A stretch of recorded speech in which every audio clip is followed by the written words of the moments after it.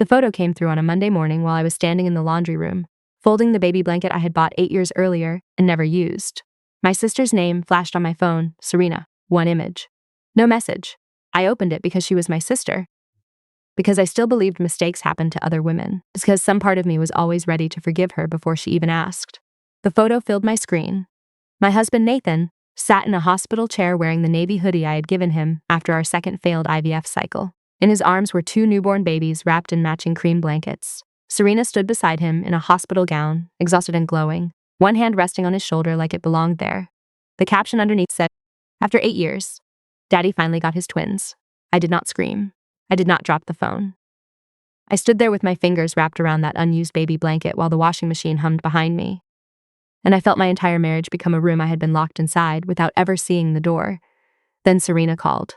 I watched her name pulse on the screen once, twice, 3 times. I answered and said nothing. Her voice broke immediately. "Ava, I didn't mean to send that to you." That sentence told me everything I needed to know and nothing I needed to understand. I hung up. Nathan texted 5 minutes later, "Work emergency. I'll be home late." I stared at those 5 words until they stopped looking like language. Then I did what 8 years of infertility, medical paperwork, insurance appeals, and disappointment had trained me to do. I made a folder. Not a dramatic folder. Not revenge yet. Just evidence, because betrayal is emotional, but the truth usually has dates, signatures, invoices, appointments, deleted photos, and one careless sister who sends the wrong picture to the one person she should have feared most. By noon, I had called a divorce attorney. By sunset, I had found the first clinic receipt. And by the end of that week, Nathan's mother would sit across from me with a sealed envelope, her face pale as bone, and whisper the sentence that changed the meaning of the twins, the marriage, and my body's grief forever. "Ava," she said, "those babies are not Serena's." I thought she meant Nathan was not the father. I was wrong. She meant I was their mother. My name is Ava Rowe, and for 8 years I believed my body had failed my marriage. That is the clean version of the sentence. The one you can say at dinner without making people uncomfortable. The real version is uglier. For 8 years, I apologized to my husband after negative pregnancy tests, as if I had misplaced something he was entitled to receive. I apologized after procedures, after blood draws, after miscarriages so early doctors called them chemical, and I called them children in the privacy of my own bathroom. I apologized when we could not afford another cycle right away. I apologized when hormones made me cry at grocery store baby aisles. I apologized when friends stopped inviting me to showers because my sadness had become inconvenient to their joy. Nathan always said, "Don't apologize." Then he would look away. That looking away was where the truth lived. Though I did not know it yet. We married when I was 31. He was a structural engineer with elegant hands and the kind of patience that made people trust him before he earned it. I worked in medical compliance, reviewing consent forms, insurance documentation, and clinic audits for a regional healthcare network. My job was to catch missing signatures and find the place where a story did not match the paper. The irony is almost too obvious now. At first, our marriage was gentle. We rented a small brick house near the river, planted herbs in cracked pots, and talked about children as if the future had already made room for them. Nathan wanted 2. I wanted 1, then maybe another if we survived the first. Serena joked she would be the fun aunt who taught them bad habits and bought loud toys. Serena had always been brightness wrapped around hunger. She was 3 years younger, beautiful without appearing to try, emotional in a way that made everyone rush to comfort her before asking whom she had hurt. When we were girls, she borrowed my clothes and returned them stained, borrowed my car and returned it empty, borrowed my friends and returned them with secrets I had not shared. My mother called her sensitive, my father called her spirited. I called her my sister, which meant I forgave patterns I would have named in anyone else. When Nathan met her, he was polite. Too polite, maybe. I noticed once, early in our marriage, how long Serena laughed at something he said. I remember feeling a small discomfort, then scolding myself for it. Suspicion felt petty when everyone was smiling. Later, infertility became the central weather of our house. The doctors were careful at first. Unexplained infertility, they said, which is the medical world's way of handing you a locked box and refusing to admit they lost the key. Then came more tests, more hormones, more visits, more hope packaged in syringes and calendars. We created embryos in our 4th year of marriage, 4 viable, 2 transferred, neither stayed, 2 frozen, our last 2. I gave them names in my head, which you are not supposed to admit because people prefer grief to remain proportional to what can be photographed. I called them June and Sparrow, not because I believed those would be their real names, but because I needed something softer than embryo 1 and embryo 2. Then the clinic told us there had been a storage transfer failure, a temperature fluctuation during an equipment move, a compliance incident, investigated internally, regrettable, rare. The embryos were no longer viable. I collapsed in a chair in Dr. Albright's office, while Nathan stood by the window with his hands in his pockets. Serena came over that night with soup. She cried harder than I did. I thought it meant she loved me. Now I know guilt can perform grief beautifully when it has an audience. The first week after Serena sent the photo, I lived 2 lives. In the daytime, I moved through the house as Nathan's wife. I answered his texts. I made coffee. I listened to him lie about project delays and late meetings and the pressure of work. I watched him kiss my cheek with the same mouth that had probably kissed my sister over hospital bracelets and newborn heads. At night, I became the woman my job had built. I pulled bank statements, calendar records, insurance explanations, old clinic portal emails, hotel charges, parking receipts near Serena's apartment, a rental car invoice from a town 3 hours away, dated the same weekend Nathan had claimed to be at a structural safety conference. A baby registry created under Serena's middle name with items shipped to a private rental condo. The affair had been going on for at least 2 years, maybe longer. But the pregnancy was only the visible end of it. I found photos in a shared cloud archive Nathan thought we had stopped using. Serena at a lakeside inn, wearing my sunglasses. Nathan holding a sonogram printout in a restaurant bathroom mirror, his face half hidden but unmistakable. Serena's hand on her stomach in front of a nursery wall, painted pale green. Pale green, the same color I had chosen for the nursery that never became one. At 2:14 one morning, I found a clinic receipt that made my skin go cold. It was from Larkspur Reproductive Medicine, the clinic we had left after the embryo storage failure. Not from 8 years ago, from 11 months ago. The account name was not mine. It was Serena Bell. But buried in the description line was an old case number I knew by memory, because grief memorizes numbers. R4487, our embryo creation file. I stared at the screen, then I printed it. The next morning, I called a divorce attorney named Helena Voss. She was recommended by a colleague who had once described her as calm in a way that makes liars sweat. Her office had no flowers, no inspirational quotes, no soft music. Just heavy chairs, clean files, and a woman with silver hair who read the first 20 pages of my evidence without interrupting. When she reached the clinic receipt, she stopped. Do you know why your old embryo case number appears on your sister's recent reproductive medicine bill? No, her eyes lifted. Then we do not confront anyone yet. I almost laughed because it was the first sentence anyone had said to me all week that sounded like my own mind. What do? We preserve evidence, we request records through proper channels, we prepare divorce filings, and Ava, you stop assuming the affair is the worst part. It should have frightened me. Instead, it confirmed what my body already knew. The photo had not been the bottom. It had only been the trapdoor. Nathan's mother called me 3 days later. Her name was Margaret Rowe, and she had been kind to me in ways that mattered. Not perfect. No mother-in-law is perfect. But kind. She remembered the dates of our failed transfers. She never told me to relax or pray harder or adopt a dog first. She sent soup after procedures and once sat beside me in the clinic parking lot because I could not stop crying long enough to drive. So when her name appeared on my phone, I answered. Ava, she said, and I heard immediately that she had been crying. Please tell me you are alone. I am. Has Nathan told you anything about Serena? A sound left her. Something between a sob and a gasp. So it's true. Silence. Then she said, I need to see you, not at your house. Not near Nathan. We met in the back corner of a small library cafe where nobody knew us. Margaret looked smaller than I remembered. Her hair, usually perfect, was pinned unevenly. Her hands trembled around a sealed envelope. I went to see the babies, she said before I could ask. I did not move. Nathan brought Serena to my house. He said he wanted me to meet my grandchildren. Her eyes filled again. He looked so proud, Ava. Like he had survived something and finally won. The words landed badly. Finally won. As if children were trophies issued to the spouse who found another body. Margaret pushed the envelope toward me but did not let go. I noticed the hospital bracelets first. The baby's last name was listed as Belrow. Serena had arranged everything carefully. Too carefully. She kept watching my face like she was waiting for me to bless something. Did you? No, Margaret swallowed. I asked where they had done the fertility work. Serena said it was private. Nathan said it was natural. Then Serena laughed.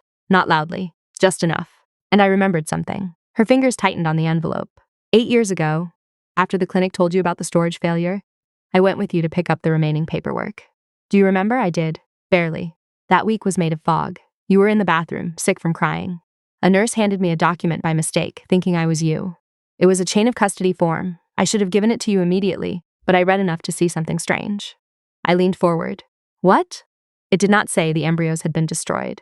It said they had been transferred to off-site preservation pending investigation. My heartbeat changed. Margaret, I asked the nurse, and she panicked. She took the paper back. Later, the clinic director told me I misunderstood. You were so broken, Ava. Nathan was furious. I told myself not to add confusion to grief. She closed her eyes. I have regretted that for 8 years. The envelope slid fully into my hands. Inside was a photocopy, folded and worn, chain of custody. Case R4487. 2 embryos. Offsite preservation not destroyed. Transferred. My vision blurred, Margaret whispered. When I saw those babies, I called someone I know at the clinic. She should not have told me, but she did. Ava, Serena used a gestational transfer. I could barely speak. With whose embryos? Margaret looked at me like apology could become oxygen if she gave enough of it. Yours and Nathan's. The cafe noise disappeared. For a few seconds, I was not a wife, not a sister, not even a person betrayed. I was a mother who had been told her last children died. And they were alive somewhere else.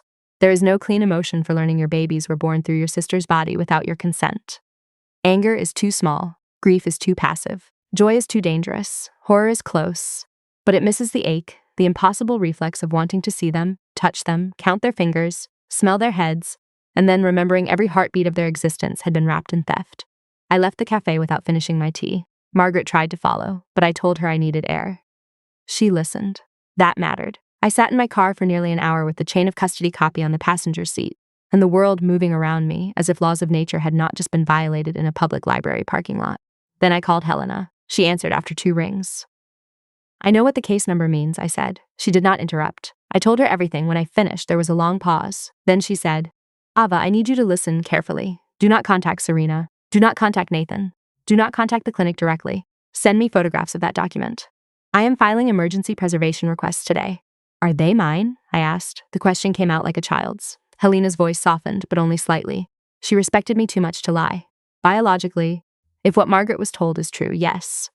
Legally, we need records, consent forms, chain of custody, parentage filings, and likely a court order.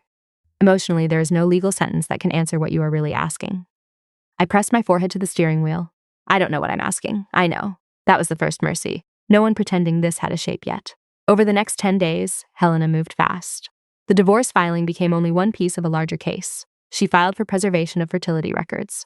She subpoenaed billing documents. She sent legal notice to Larkspur Reproductive Medicine. She contacted a reproductive rights attorney named Sanaa Iqbal, who spoke about consent with a calm fury that made me feel less insane. The first clinic response was denial, standard privacy restrictions. No release without patient authorization, no irregularities known. Then Helena sent the case number, the receipt, and the chain of custody copy. The second response came from outside counsel. That told us plenty. Meanwhile, Nathan behaved like a man who believed he was managing a messy affair, not standing at the edge of a crime. He sent flowers, then apologies, then explanations. I did not answer. Serena sent one message. I know you're hurt, but please don't punish innocent babies. I stared at those words for a long time. Innocent babies. The only true thing she had said. I replied with 2 sentences. Do not contact me again. Preserve every medical and legal document related to their conception, pregnancy, and birth. She did not respond. People stop texting when they realize the person they betrayed has a lawyer and not just feelings. The family dinner was Margaret's idea, but the conditions were mine. No babies present, no surprise witnesses, no shouting. Helena in the next room on call. Sanaa waiting by phone. Documents already copied and stored in 3 places. If Nathan or Serena tried to leave with originals, it would not matter. If my mother tried to turn the evening into a plea for family unity, it would not matter. The paper had finally arrived in the room, and paper does not care who cries first. We met at Margaret's house on a Thursday evening. Nathan arrived with Serena. That alone told me how little he understood. He walked in holding her elbow, protective and pale, like he expected me to attack her with grief. Serena wore loose beige clothes and no makeup, performing fragility with a skill that would have moved me once.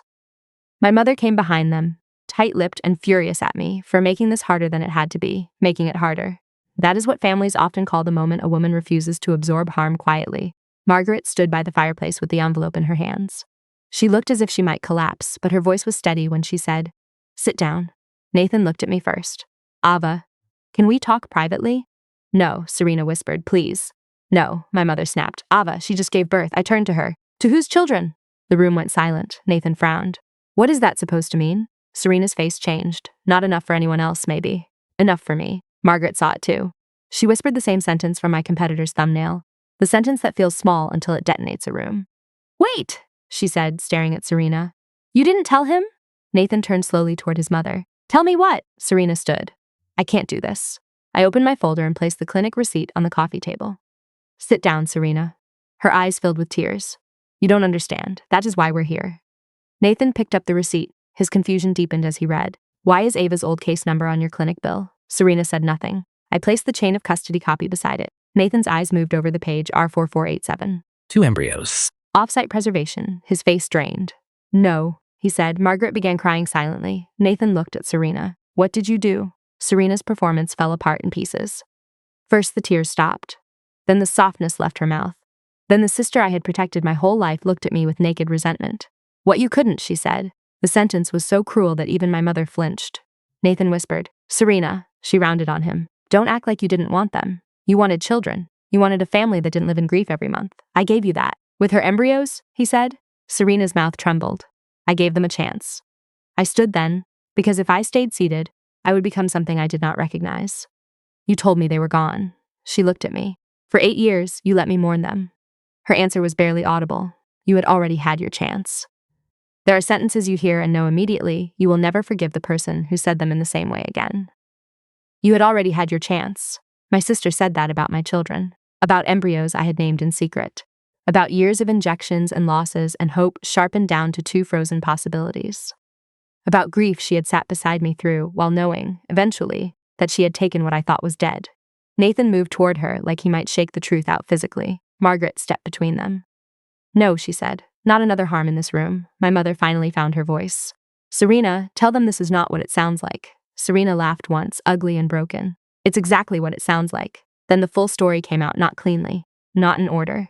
But enough, a clinic coordinator named Paula, someone Serena knew from a wellness group, had told her about the chain of custody dispute years earlier after too much wine and too little ethics. Serena learned our embryos had not been destroyed. They had been preserved during investigation and later moved into long-term storage because the clinic feared litigation if it admitted the failure report had been premature. Serena had kept that information for years. At first, she claimed, she told herself she was protecting me. Then she and Nathan began the affair. Then she discovered she had diminished ovarian reserve and poor egg quality after her own fertility evaluation. A fact she had hidden from everyone, because Serena could not survive being ordinary in the same pain she had watched me carry. Paula helped access records. Forms were forged. My signature replicated from old consent documents. Nathan signed only donor-related forms Serena claimed were necessary because they were using a donor egg and his sperm. He did not read carefully. Of course he did not. Men often call paperwork women's work until paperwork burns their lives down. The embryos transferred, both implanted. Twins. My twins, Nathan staggered back as if struck. You told me they were ours, he said. Serena looked at me. They are ours. No, I said. My voice surprised everyone. It was not loud. It was absolute. They were never yours to take. She clutched her stomach as if pregnancy had given her moral ownership over theft. I carried them, and I will never deny that your body carried them, I said. But your body did not make consent. Your fear did not make consent. Your envy did not make consent. Your affair did not make consent. The room went still. Nathan looked at me then, really looked. Perhaps for the first time since the photo. Ava, I didn't know. I believe you. Hope flashed in his face. I killed it before it grew. You still betrayed me with my sister. His mouth closed. The stolen embryos change what Serena did. They do not erase what you did. Margaret covered her face. My mother sat down like her bones had emptied. Serena whispered, What are you going to do? I picked up the divorce papers and placed them beside the clinic documents. Everything the law allows.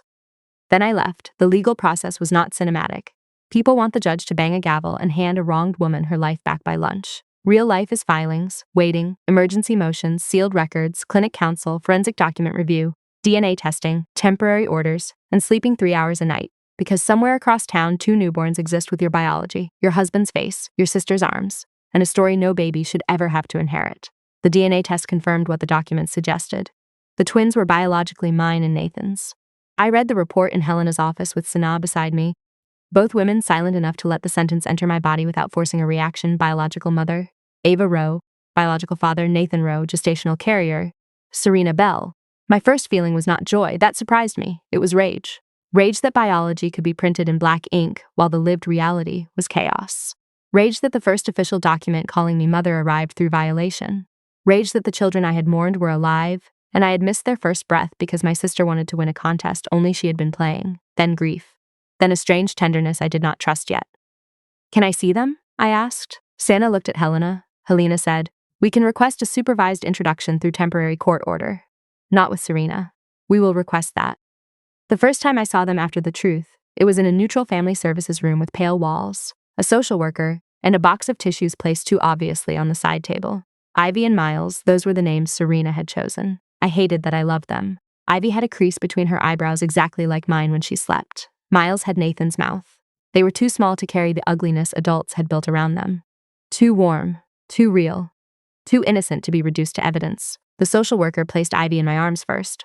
For one terrible second, I thought my body might reject the moment because it had arrived through horror. Instead, she sighed against me. A tiny, ordinary sound, it broke me. I cried into her blanket without shame. Miles woke when I held him. His eyes opened, unfocused and dark. I whispered, "Hi, Sparrow!" Before I could stop myself, Sanaa looked at me. I shook my head. Nothing. But it was not nothing. June and Sparrow had been names for hope. Ivy and Miles were children. The court process that followed was careful. Temporary shared authority between Nathan and me. Serena's rights restricted pending investigation of consent fraud. Clinic staff suspended. Paula arrested months later. Larkspur settled with confidentiality terms I cannot fully discuss, but I can say this. No amount of money gives back the first weeks of your children's lives. Nathan asked if the twins meant we could heal. I told him no. Children are not glue for broken vows. Even stolen miracles are not marriage vows. Serena's downfall was quieter than she deserved. At first, she tried to become tragic. She gave interviews to relatives, not cameras, about postpartum confusion and how everyone was punishing a new mother. She told my mother she had only wanted to bring life into the world. She told Nathan the twins needed the woman who had carried them. She told herself, "I think that love could retroactively legalize the way they came to exist." But the documents kept speaking. The forged consent form, the clinic access logs, Paula's messages, Serena's search history, emails between her and a private surrogacy consultant, where she asked whether genetic mother rights mattered if the intended mother had been told embryos were gone. That one email changed the tone of everything. She had known enough to ask. That meant she had known enough not to do it. My mother broke last. For weeks, she defended Serena in that automatic way she always had. Serena is fragile. Serena made a mistake. Serena carried those babies. Serena needs compassion. Then Helena obtained the email, and my mother read the phrase intended mother. She called me that night. For once, she did not begin with excuses.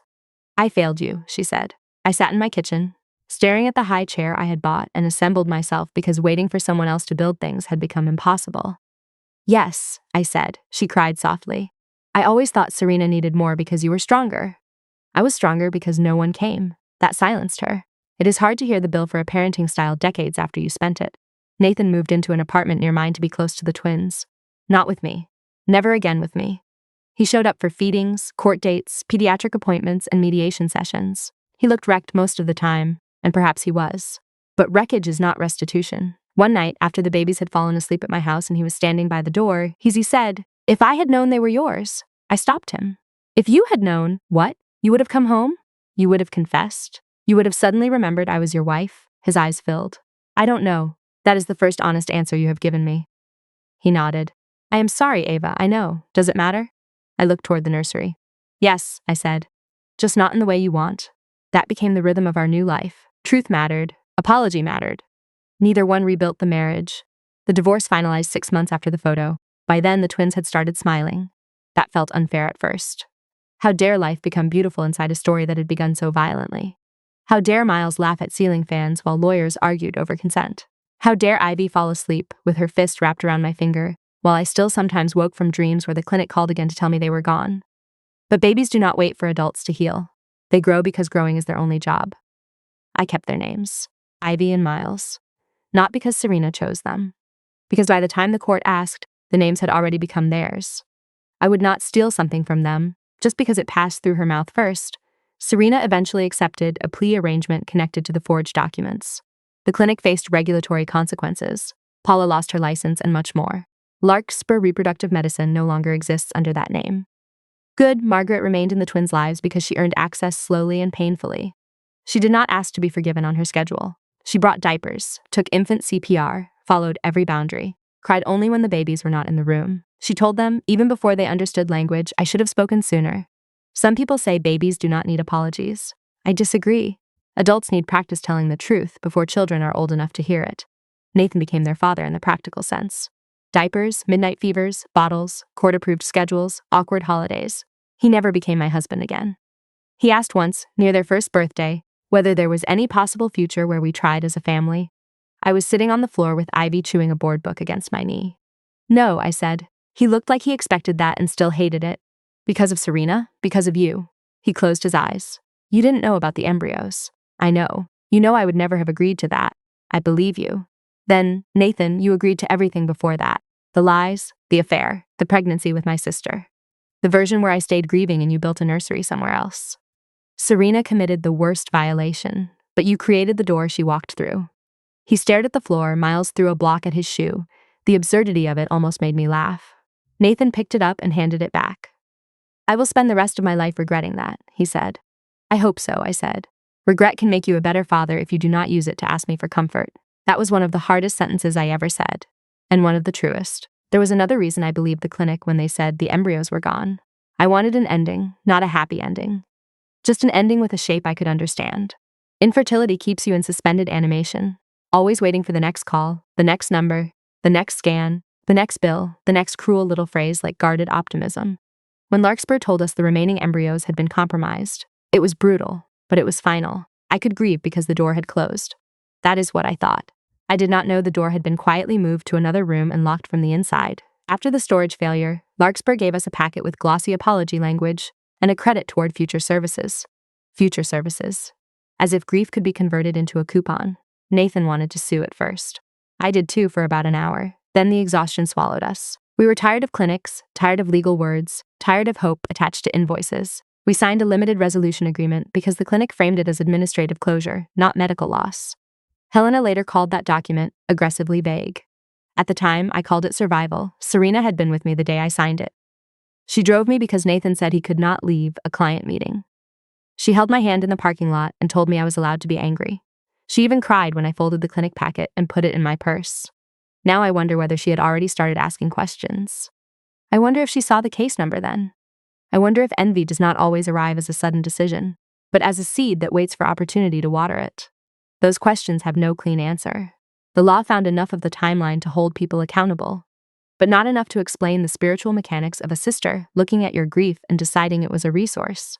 Some things remain unknowable, because the people who did them cannot tell the truth without meeting themselves. Serena was never willing to meet herself for very long. Nathan and I had different styles of grief, and for years I mistook that difference for strength. I cried in bathrooms. He worked late. I wanted to talk through appointment notes. He wanted to focus on what we could control. I kept embryo transfer photos in a drawer. He avoided the drawer entirely. After each loss, I thought he was coping better because he returned to normal faster. Now I understand that some people use normal as a hiding place. The affair with Serena did not begin because of one night of weakness. Weakness is too generous. It began in all the rooms where Nathan chose comfort over honesty. He liked being seen as the wounded husband enduring disappointment with grace. People praised him for staying kind. My mother once told him he was a saint for loving me through it. I remember feeling grateful and ashamed in equal measure. A saint, he accepted that compliment. That memory still angers me more than some of the hotel receipts, because he knew what those words did to me. He knew every praise of his patience contained a silent judgment of my body. He knew people looked at me with pity and at him with admiration. He may not have known the embryos were alive. He may not have known what Serena later stole, but he knew the public story made him noble and me broken, and he did not correct it. That is why I reject the idea that Nathan was merely another victim of Serena's deception. He was deceived about the embryos. He was not deceived about his vows. He was not deceived when he entered hotel rooms. He was not deceived when he held Serena's hand at ultrasound appointments while I sat at home thinking he was working. He was not deceived when he let me apologize for grief he had already escaped into another woman's arms. A lie can be built around a person without making that person innocent of every room he chose to enter. I learned to separate those truths because if I did not, Nathan's pain would have swallowed mine the way it always had. Helena taught me the value of language during those first legal meetings. I kept saying stolen embryos because that was what my body understood. Helena did not correct me emotionally, but legally she expanded it. Unauthorized use of genetic material, forged consent, fraudulent transfer, chain of custody failure, reproductive negligence, potential criminal exposure, parentage dispute. The phrases were cold, but cold can be useful when fire is everywhere. Sana, the reproductive rights attorney, was different. She asked the questions no one else dared ask. Do you want to be legally recognized as their mother if the DNA confirms it? I stared at her. What kind of question is that? A necessary one. They're mine.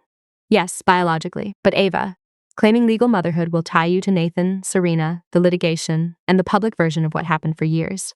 Not claiming it may protect you, but it may also haunt you. I am not asking because I doubt your connection. I am asking because consent was taken from you once. I will not participate in taking it again by assuming what you want. That was the first time anyone placed my choice back into the center, not the baby's. Not Nathan, not Serena's postpartum state, not Margaret's guilt. Not the clinic's liability, mine. I hated Sanaa for the question for almost 10 minutes. Then I understood it was love in professional form. I don't know yet, I said. Good, she answered. Then no one else gets to decide before you do. For 2 nights after that, I imagined impossible futures. Walking away completely and letting the law decide without my heart. Fighting for custody and building motherhood inside the wreckage. Sharing space with Nathan forever. Explaining to the twins one day why their aunt carried them and their mother did not know.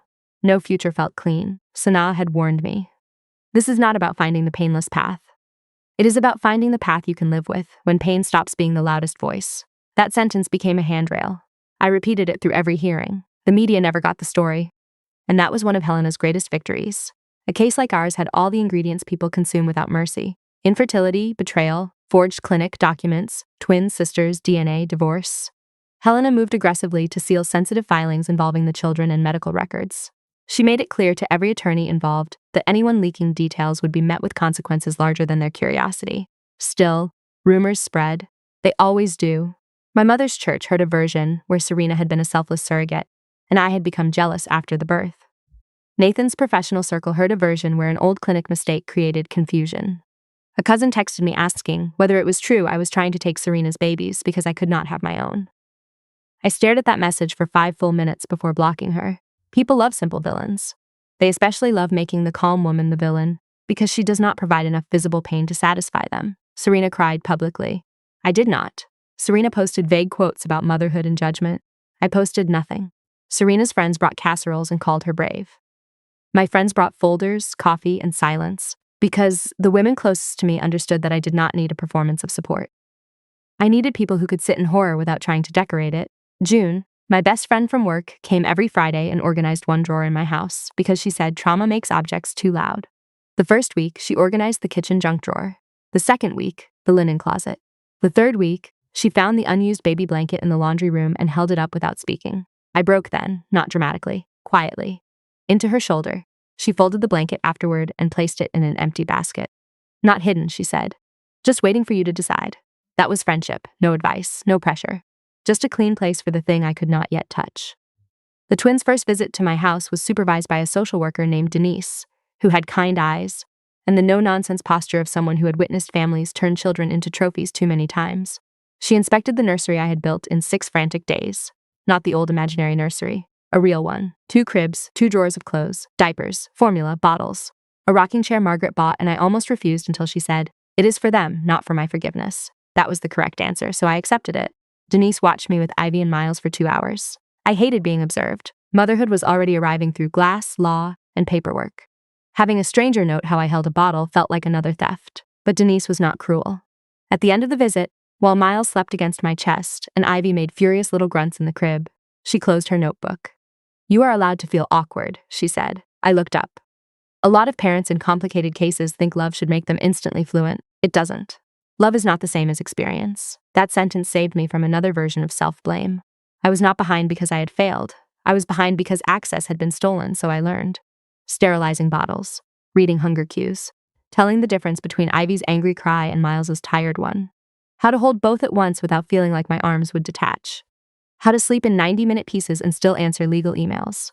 How to look at their faces and not see Serena first. That last part took time. At first, every expression felt haunted by the theft. Then, slowly, Ivy became Ivy. Miles became Miles. They belonged to themselves before they belonged to any adult story. Once I understood that, loving them became less terrifying. Not easy, less terrifying. There was one final thing I had to decide before the first birthday. What story would I tell them first? Not the whole story. Not the court version. Not the clinic version. Babies do not need adult crimes placed in their cribs. But children grow toward truth, and I refuse to build their lives on another polite lie. So I began with the simplest sentence I could live with. You were wanted before you were born. That was true. It did not explain who stole, who lied, who signed, who carried, who grieved. It did not mention court orders or DNA reports, or the aunt they would one day know only in carefully managed terms. But it gave them a beginning that was not shame. I practiced it while folding their clothes. You were wanted before you were born. At first, the sentence made me angry because it had been used against me. Nathan had wanted children. Serena had wanted victory. The clinic had wanted silence. Everyone had wanted something. But I meant something different. I meant I had wanted them when they were only possibilities. I had wanted them when they were called embryos in a lab report. I had wanted them when I was told they were gone. I had wanted them even when wanting hurt. That kind of wanting did not excuse the wrongs done in their name. It simply gave my children a truth older than the betrayal. Sanaa told me, one day the full story will be theirs too. I knew that. But not yet. For now, the story began with wanted. And for the first time, that word did not feel like a wound. That was when I understood motherhood could begin in truth, even when the world around it began in theft, grief, silence, rage, and broken vows too late. A year after the divorce, I took Ivy and Miles to the river house alone. It was not a vacation. Not exactly. It was the first place Nathan and I had talked seriously about children years earlier, standing on a dock while he said he wanted twins because he had always imagined two little voices calling from the back seat. I used to love that memory. Then I hated it. Then slowly, I wanted to take it back from him. So I rented the same small cottage for a weekend. Just me, two toddlers, too many snacks, and a stroller that hated gravel. On the second morning, Ivy woke before sunrise. I carried her onto the porch wrapped in a blanket, Miles still sleeping inside, and watched fog lift off the water. She pressed her warm cheek against my collarbone and made a soft sound that belonged to no one but herself. I thought about the baby blanket in the laundry room, the photo, the clinic report, Serena's sentence. You had already had your chance. I thought about the years I blamed a body that had been telling a story no one allowed me to read. I thought about every woman sitting in a doctor's office without full information, every marriage built around silence, every family that asks the wounded person to stay quiet so the betrayer can stay human. Then Ivy lifted her head and patted my face. Not gently. Toddlers are not poets. I laughed, and the sound surprised me. It was not revenge that saved me. Revenge was too small for what had happened. It was truth, and then boundaries, and then the daily, unglamorous work of refusing to let stolen beginnings define whole lives. I did start a foundation later. Not named after me, not after the twins, and certainly not after the marriage. It funds legal support and records advocacy for patients navigating fertility treatment, especially women denied access to complete medical documentation. I know how specific that sounds. Trauma often tells you exactly where the system failed. Near the end of this video, I want to ask you something directly. I pinned a question in the comments. If you discovered your husband had twins with your sister, and then learned those children were actually created from embryos stolen from you, would you fight to raise them, or would the betrayal be too much to bear? Go to that pinned comment and tell me your honest opinion. I want to know where you draw the line between stolen beginnings and innocent children. And if this story made you think of a woman who blamed herself for years while other people hid the truth, stay close to She Chose Herself. Every voice here helps another woman remember that choosing herself can also mean choosing the truth no matter how late it arrives. My husband had twins with my sister. I signed the divorce papers. His mother went pale and said, "She didn't tell you?" No. She had not told him. She had not told me. She had not told anyone that the babies she carried began as my last hope. The two lives I had been told were gone. I did not get my old life back. I got something harder. A life built from the truth after every lie had finished burning. And when people ask me now whether I regret leaving Nathan even though the children were mine, I tell them the answer I learned in courtrooms, nurseries, clinics, and quiet mornings by the river. A child can be a miracle. A marriage can still be over. Both things can be true.